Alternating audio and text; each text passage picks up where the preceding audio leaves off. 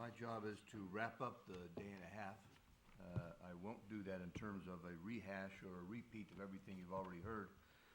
It certainly, for me, has been a day and a half where it would be very difficult to figure out which speaker or which panel was the most interesting and most stimulating. So I'm going to do a wrap-up first as a reminiscence and second as an observation. The reminiscence in this. In 1974, your Army, the United States Army, decided to shift its approach to training from a personality-based approach where each commanding general, usually a two-star, would dictate the type of training that command would do, the performance levels that were acceptable, and each commanding general was like a little fiefdom. When you left the 82nd Airborne Division, as I did, and moved to the 1st Cavalry Division, just forget what they did in the 82nd, because that was obviously screwed up. You're here now in the 1st Cavalry Division. Then you move to the 101st Airborne Division, and you forget everything when you get to be a Screaming Eagle, because that's the best possible place. But it was these little fiefdoms as you went around the Army. And in 1974, toward the end of the Vietnam War, the Army decided that we would not do that anymore. We would be a performance-based organization. So we published task conditions and standards for excellence for soldiers, leaders, and units. And from the period of 1979, that's when we finally published them, to 1986, it transformed the Army into the Army that was not the Vietnam Army anymore, but one that performed in the Gulf War and mostly has been satisfactorily performing ever since. In that period, we went from being I think, next to the last profession in terms of confidence of the U.S. Population in that profession to number 1 or 2 since 1985. This was not without some angst among leaders. Matter of fact, there was a lot of angst among leaders because it created a lot of transparency and accountability. It was no longer the personality of the commander deciding. You either performed or you didn't. And that was very threatening to many leaders, especially senior leaders, because now the senior leaders, lieutenant colonels and above, were being held to a standard of performance, and it was very obvious whether they performed or not. To the extent, the painful reminder of just the last couple of days. My good friend Stan McChrystal, and before him another good friend, Dave McKiernan, 2 4-stars, who were held accountable for what they did not do. But those are just the visible guys. I've had the unfortunate duty twice as a 3-star at Fort Lewis, Washington, to relieve commanders for lack of performance. I had the unfortunate duty once as a 2-star at Schofield Barracks to relieve a commander, and twice in Iraq during the war for poor performance. And in Iraq, one was a 2-star. So this transformation is not without pain, there's no doubt about it. But the overall transformation of the Army, your Army, has been significant since Vietnam.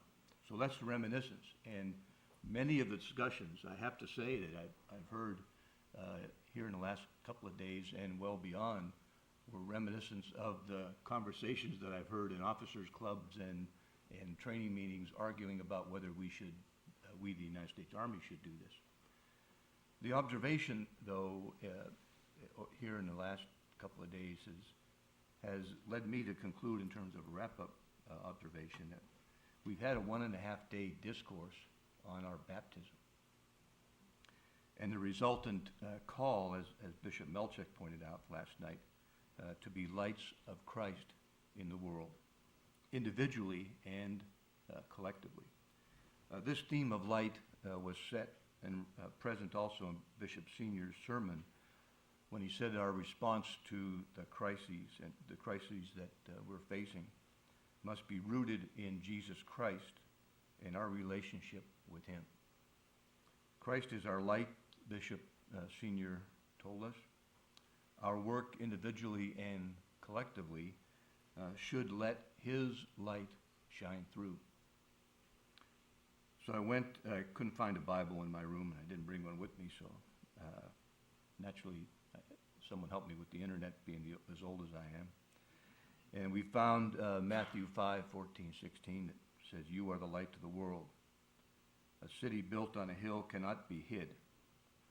No one, after lighting a lamp, puts it under the bushel basket, but on a lampstand, and gives light to all in the house.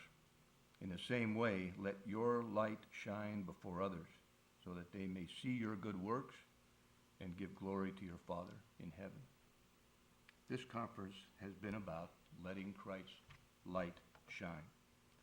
Where our work, again, individually or collectively, lacks accountability and transparency and collaboration, we place the basket over the light of the world, hiding the good works of his church. In Bishop Saratelli's words, our actions dim the light of our faith.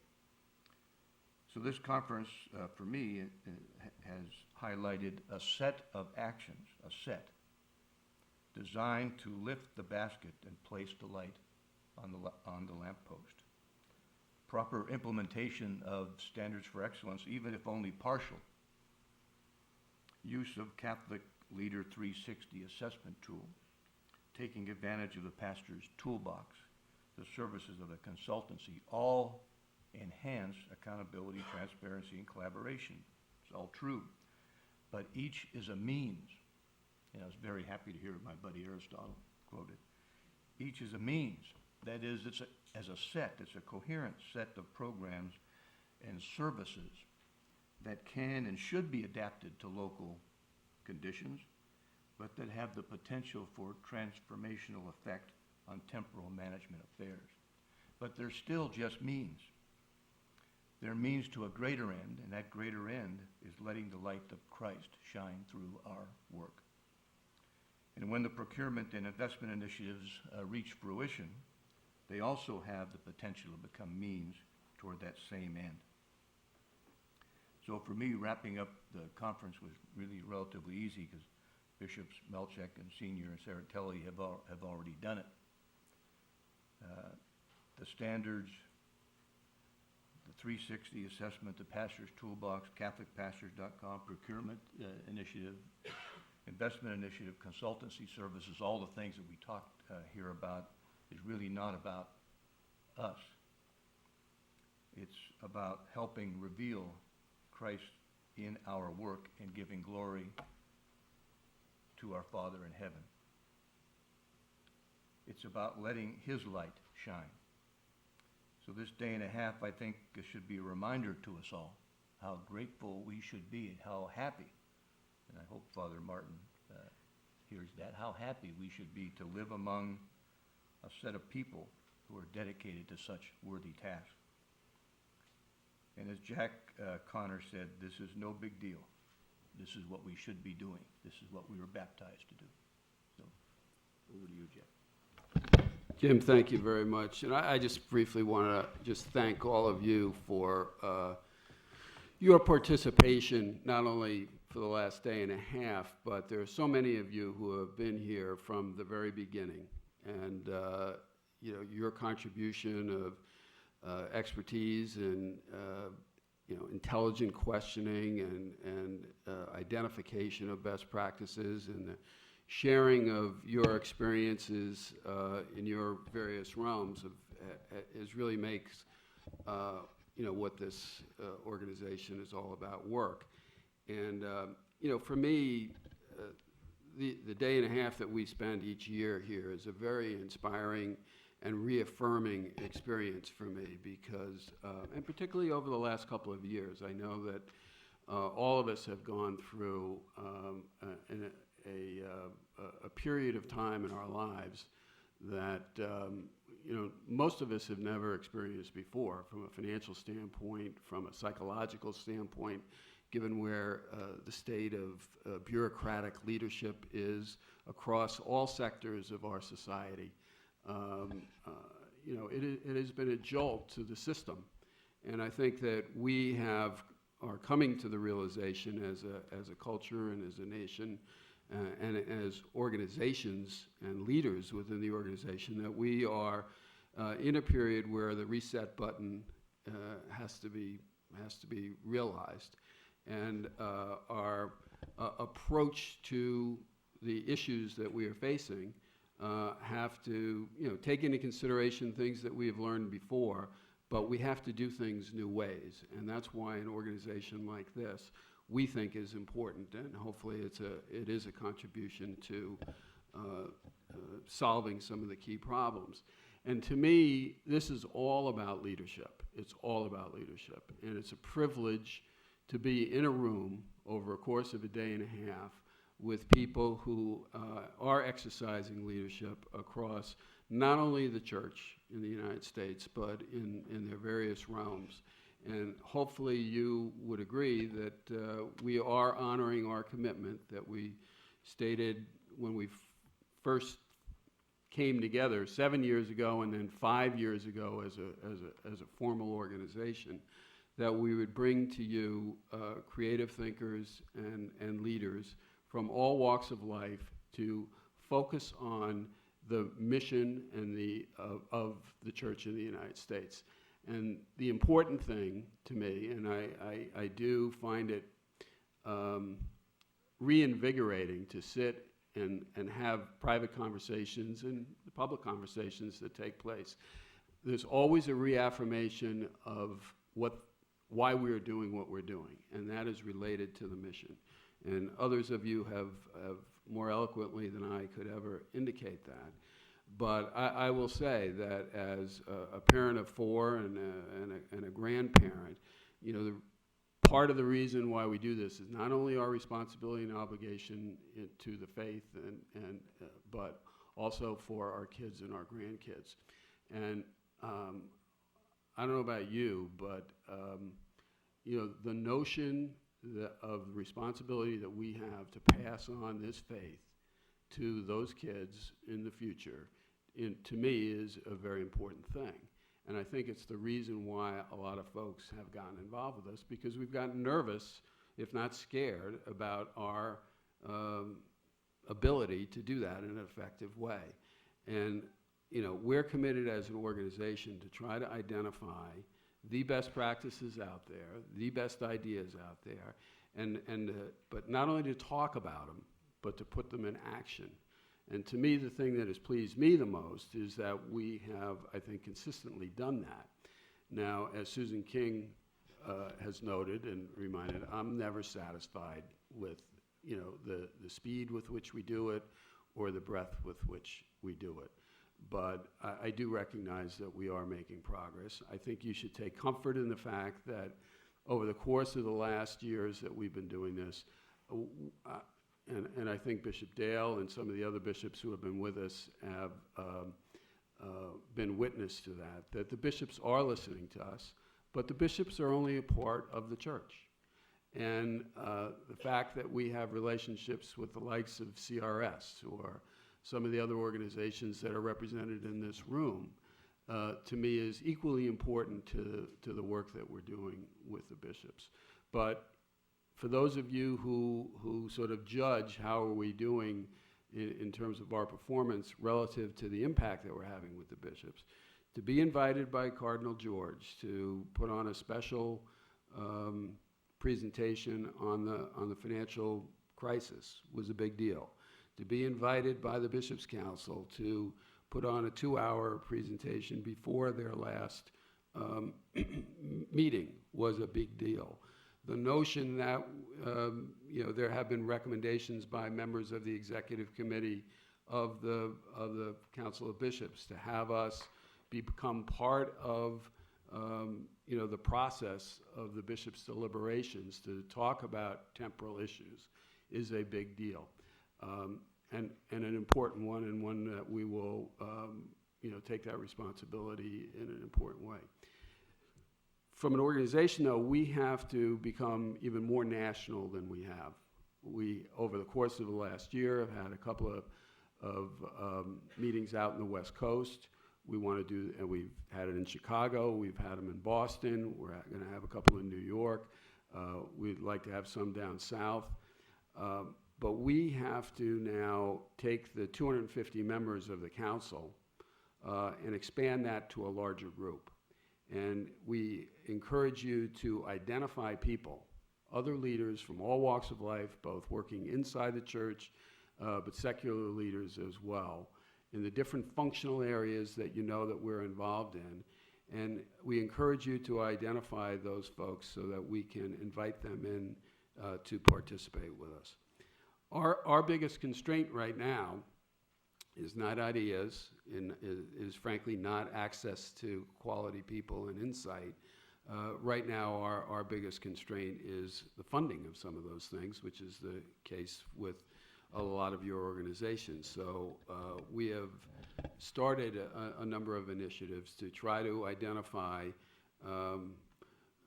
closer to the 90-10 rule than or the 91 rule, I guess he was talking about. I don't know who the one is, but unfortunately, I sort of do know who the one is. But you know, to invite you know, foundations and individuals and families who are committed to you know, furthering the faith in the country in a creative way, in a realistic and practical way, invite those people into work with us. And again, we encourage you in each of the 14 regions of the church in the United States. That's sort of the way that we're starting to attack it, in terms of identifying 2, 3, 4 individuals who can help us from a philanthropic standpoint. But we're also looking for you know, insight leaders, and some of them are the same people, to expand our ranks. I'd like to see us double, frankly, the number of folks that are involved with us over the next couple of years. But hopefully you feel like the things that we've been talking about over the last couple of days are important. We heard loud and clear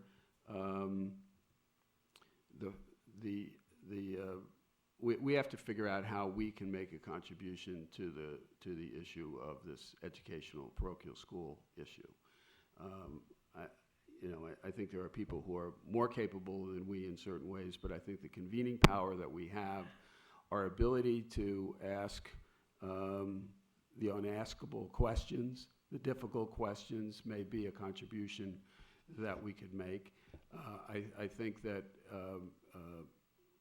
we'll talk later today at the board meeting as to how we might want to do that. But I think that that came up too many times over the course of the last day and a half for us not to deal with that.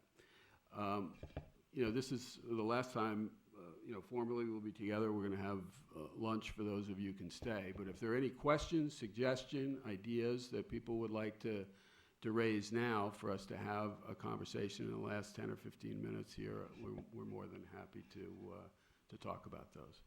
Okay.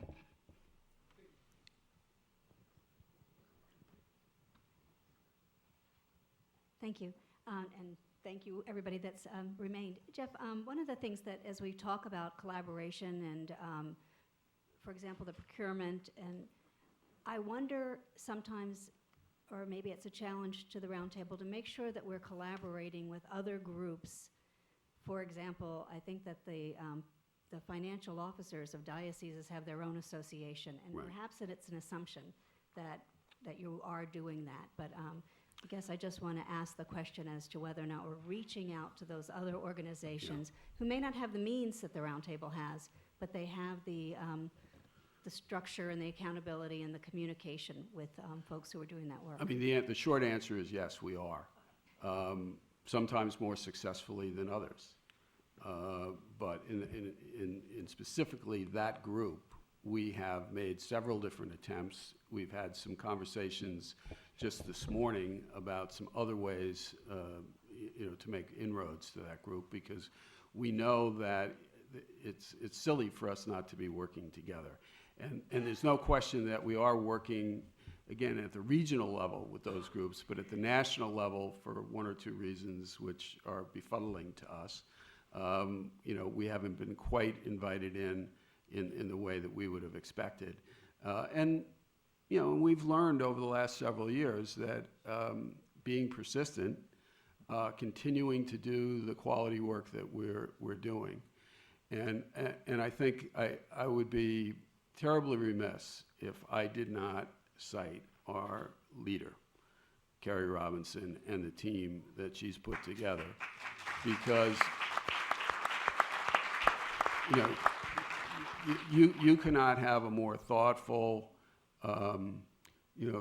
genuinely, deeply faithful individual personifying what we're all about than Carrie. And so, but specifically, we are reaching out to those organizations. Now, that's not to say that we know all of them. And if there are other organizations that you think that we should naturally be affiliating with in some way, shape, or form, we want you to tell us. But specifically on that one, we are. Any other questions, I just wanted to comments? commend Good. you on the efforts to do more media engagement so that the message of the great news of the Roundtable gets out. I really enjoyed reading the article in America Magazine where Tom and someone else had an article about the pastor's toolbox. Right. So that the message is getting out in not only in Catholic media, but in larger secular media about what the Roundtable's up to. Right. In the report that you saw, I mean, you've seen an increase in that, but I think, personally, I think the secular media here is going to be important to us in terms of getting the lay population knowing more about us. Because I think if the lay population really understood what we were doing, they would gravitate more to us, and it would make our job even easier than, we could accomplish a lot more if we were able to do that. I mean, the Newsweek article, maybe not many people are reading Newsweek these days, but, that was the cover story. The 3 lay people who were mentioned in that article were all members of this body. And, we'll just have to work at more and more of that. And, with Susan as the head of our communications committee and having a great spokesperson like Carrie, I know Father Martin has offered to be helpful to us, and a couple of others as well. So that is an area that we will definitely be focusing on this year. Anything else? Listen, thank you all very, very much. It's been a privilege to be with you, and we look forward to working with you some more this year. Thanks.